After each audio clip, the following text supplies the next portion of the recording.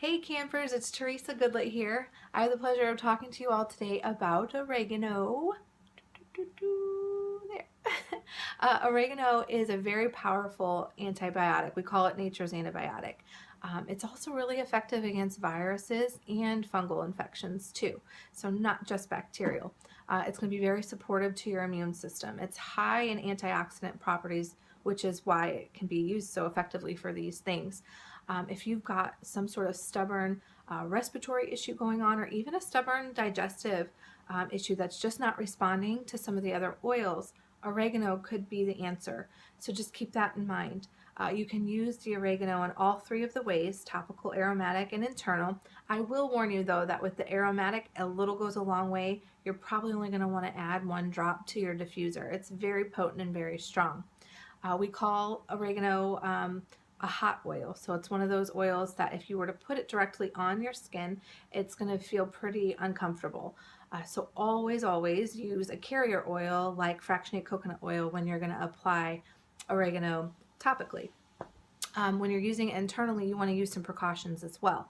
You won't want to add it to a glass of water and drink it. That will be very unpleasant. So the best way to take oregano internally is just to open up one of those empty veggie caps and add some drops to it.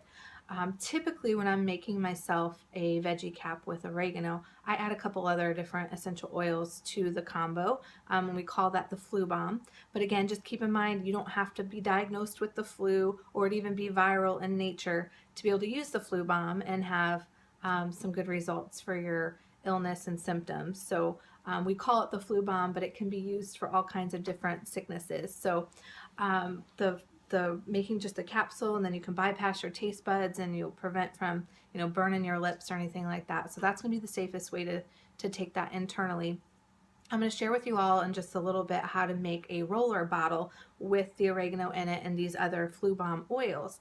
The best place to put those is going to be like along the spine and the bottom of the feet to really support your immune system through an illness, or even just to really support your immune system just in general. You don't have to wait till you're sick to use this oil or to use the flu bomb. It makes a wonderful preventative as well. And the last little way that I want to share with you about using oregano is in the kitchen. So you can use this just like you would dried oregano herbs. So if your recipe calls for oregano, it's typically with adding them to dishes, it's usually 1 teaspoon of dried herbs is equal to like 1 drop of the essential oil.